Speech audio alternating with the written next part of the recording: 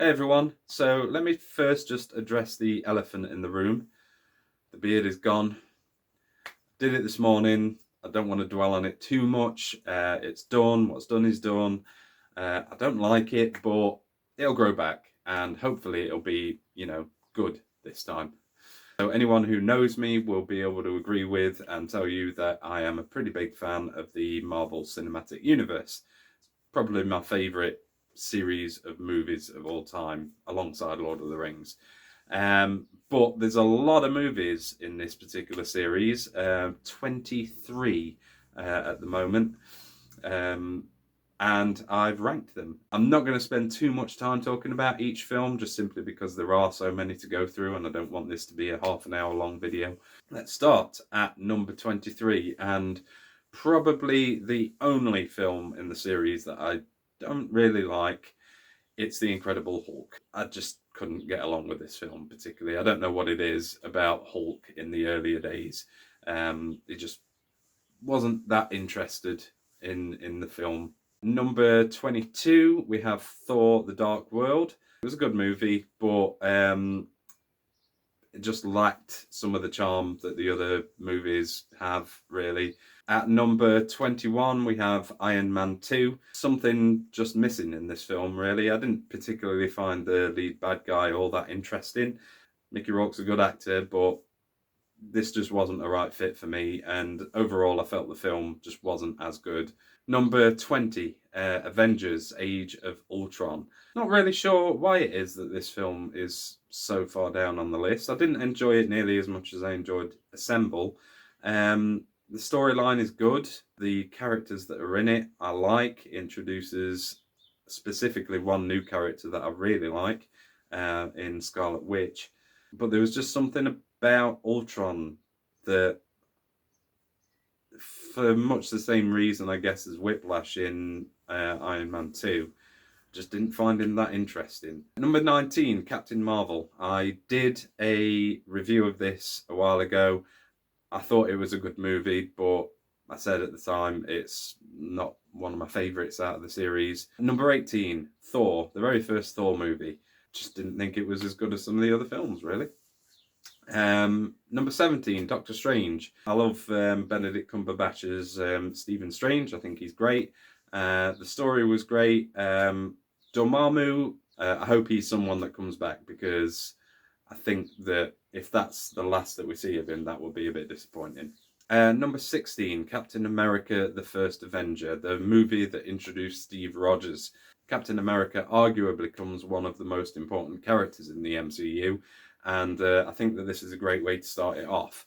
And obviously it sets up the love story between Steve Rogers and Peggy Carter, which I think is one of the best love stories in the entire MCU. Number 15, Ant-Man, more of a heist movie. It's a great introduction to Scott Lang, as played by Paul Rudd. The cast overall is great. The story is a good one. Again, very simple, very easy to follow. And a great final confrontation that involves a train set. Watch the movie if you haven't seen it. You'll understand what I mean. Number 14, Iron Man 3. Big step up from Iron Man 2, I thought. And number 13, Spider-Man: Far From Home. I like how it deals with, obviously it takes place after Avengers Endgame, so it deals with the loss of a major character that we see in there, which I'll talk about in a bit. And you get to see Peter and Happy as well, dealing with it and just trying to come to terms with the fact that they've lost this major figure in their lives. Mysterio is a good bad guy in this, and it's not just him as well. He's got a little team of bad guys working behind him, but didn't quite enjoy it as much as I enjoyed Homecoming. Ant-Man and the Wasp, number 12. I thought this was a step up from the first Ant-Man movie. It had a greater scope to it, I think. And Evangeline Lilly has a much larger role to play in this, coming in as the Wasp. Still kept a lot of the charm that the first one had, I thought. Number 11, Black Panther. It really developed the character and Wakanda as a nation within the MCU as well. and set them up for the massively important role that they play later on in the film series. Number 10, Guardians of the Galaxy Volume 2. I did love all the stuff with Peter Quill and his father. I did kind of feel like a little bit of the charm from the first one was missing from the second one. Only a little bit. So number 9, Spider-Man Homecoming. A film which is helped by the fact that Robert Downey Jr. does play a bit of a cameo in this, and that they don't overuse him. And the movie follows on more or less directly after Captain America Civil War. It's really a story about Peter Parker kind of, you get to see him coming to terms with these powers that he have and what that means overall. Homecoming kind of showed him a part of that and really developed him a lot more in the space of a film than really I was expecting. Tom Holland is the best Spider-Man that we've had to date. Anyway, number 8, Iron Man. So the movie that started it all, really. The very first movie in the entire series. I watched this again very recently, and it still holds up. It's still as good and as entertaining and as impressive as it was back then. They just got it. They got it right. They didn't need to recast. They didn't need to go back and try something different. Robert Downey Jr. just was Tony Stark and Iron Man right from the get-go. So number 7, Captain America Civil War. The biggest team-up movie, I think, that had happened at this point, really. That airport scene in Civil War was, at the time, one of the best fight battle scenes between anyone that I'd seen at this point, really. And it was added to by the fact that it wasn't really a serious fight. It was more of a playground scrap. There's a lot of quips in there, and there's a lot of moments that make you laugh and make you smile. And there's a lot of really great moments that surround specifically Scott Lang and Ant-Man, especially when he goes into Giant Man. That bit's brilliant. And then obviously it all comes to a close when Rhodey gets actually genuinely hurt and lastingly hurt as well. And it really brings it home. And then there's the main big battle right at the end of the film. It's the polar opposite of the airport battle that we saw before. It's filled with emotion. It's filled with rage and anger, especially on Tony Stark's side. And Bucky's just trying to get out of there and survive. And realistically, Steve and Tony, they've been good friends up until this point. They haven't always agreed with each other. They haven't always gotten along, but they have been good friends. Seeing them go head to head in a fight that you believe quite strongly could end up being very seriously bad for one of them, it really puts you on the edge of the seat, and I can't sum up quite how brilliant I think it's done. Anyway, number 6, Guardians of the Galaxy. Such a great movie, so full of charm and humor and so entertaining, so brilliant.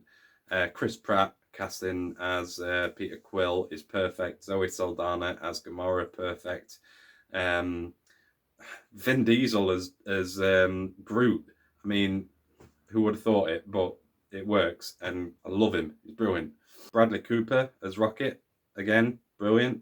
And even Dave Bautista, Drax, the Destroyer, again, brilliant. And great movie, great climax. Love the dance off. You just can't help but fall in love with these characters pretty much the moment you see them, especially that dance scene right at the beginning of the movie with Peter is brilliant. So number 5 on the list, surprisingly not a bit higher, but when you consider what's coming, really, I don't think you can falter me, really. Avengers Infinity War, so the biggest team-up movie at this point. This has all of the characters from the Marvel Cinematic Universe that we've seen so far trying to defeat Thanos, which is what it's all been building to, or what it had all been building to at this point. So impressive the way that they made the movie and gave all the characters a good amount of screen time, but didn't overload it. It could have so easily gone wrong, but because of who was making it and because of who was in it, and because I guess people didn't really let egos take over, it didn't happen. I really do think it was a landmark in cinema history, personally. I thought it was brilliant. Can't say anything bad about it. Number 4, Captain America: The Winter Soldier. The second standalone film for Captain America, Steve Rogers, sees Bucky coming back as the Winter Soldier, so you've got that whole conflict between the two of them, because one of them's an assassin, the other guy's kind of the opposite of an assassin. And he's trying to stop him, but he's trying to get his best friend back as well. Just works so well and is so full of emotion that you can't not be pulled into the movie because of it. Also, we do see a team up in this movie between Steve Rogers and Natasha Romanoff, Black Widow, which on paper you wouldn't think would work, or I wouldn't anyway. I don't know who I would have put him with, but I don't necessarily think that I would have thought to put her in there, but it still works, even though they're kind of the opposites of each other. She is an assassin spy herself, and I think their chemistry on screen together is brilliant. Number 3, Thor Ragnarok. I mean, both of the other Thor movies, standalone Thor movies, were quite far down in this list, which if you've seen this far, you'll know. So I didn't really need to point it out. Thor wasn't really a character that drew my interest all that much, except for in the team-up movies. But this movie saved him as a character for me, and I cannot wait for the next one. The humour that was injected into the movie was brilliant. I thought the visual style of the movie was brilliant. Mark Ruffalo really stands out as well as Dr. Banner or the Hulk. The Hulk in this movie is so good. Just funny and interesting and brilliant. Arguably, I think, the best version of the Hulk that we've had so far. So, number 2, Avengers Assemble. It's, I believe, the first big, certainly the live action superhero team up movie that anyone had ever seen. And I didn't know that they were going to pull it off. I think the fact that they had Joss Whedon on board to direct and play the role in it that he played certainly helped in that. I mean, we've seen from his other work that he's great at ensemble pieces: Firefly, Buffy, Angel, Dollhouse, even, that didn't survive very long but was still brilliant. So that was a big part behind it. Again, the casting, awesome. The story, awesome. The big end fight scene in New York, awesome. I can't say enough good about this movie, and it was my favourite in the MCU until I saw number 1, Avengers Endgame. I can't not put Avengers Endgame at number 1 in this list. I can't. There's so many moments in this movie that I absolutely love. The use of time travel in it, for me, is one of the best uses of time travel in anything ever. I love the fact that when they make references to things like Back to the Future, for example, they actually make the references. It's not just alluded to. A character actually goes, oh, that's just like Back to the Future. I love that. For me, the big team-up fight at the end just has so much more weight to it than we saw really in Infinity War. It was just so much better because we knew what Thanos could do if he got a hold of the gauntlet and snapped his fingers. We knew what would happen. And that moment where you've got Thor, Iron Man, and Cap, and they're trying to fight against Thanos, and they're doing a good job, they're holding their own, but you can see that if this carries on any longer, they are going to lose. And then everyone comes in through the Doctor Strange portals. All the soldiers and everyone from Wakanda. Pepper Potts even flies in an Iron Man suit. Spider-Man, Doctor Strange again. As I say, just all these characters that were lost and they all come back at the same time. That one line in the movie where Falcon says, "On your left." I wanted to cheer when I heard that. I literally wanted to cheer. And then I love the way as well this movie handles Captain Marvel as well. I was thinking before I went to see the movie, it's going to be a thing they've introduced her. She's like this really powerful superhero, and she's just going to come flying in and wreck Thanos, and that's how the story is going to unfold and how Thanos is going to be ended. And I'm so glad that they didn't go down that route. Even though the movie ends with obviously my favourite character dying, which to this day, if I listen to that piece of music that's playing, it's then stuck in my head for a week afterwards because it's so beautiful. And even though obviously the movie ends with Iron Man dying and sacrificing himself to save everyone that he loves and everyone really, I still love this movie because I think it was done just perfectly for me. And I can't say anything bad about it. Believe me, I've tried looking at it objectively, and I still just can't find anything wrong with it. So there it is. It's my favourite out of them all. I can't say anything different. So there we go. Let me know what your favourite movies in the MCU are. If you want, even make your own list in the comments below. I'd love to hear it, genuinely. Thank you for watching. Please, if you like what you've seen so far and you haven't done already, please drop me a subscribe because that really helps me out.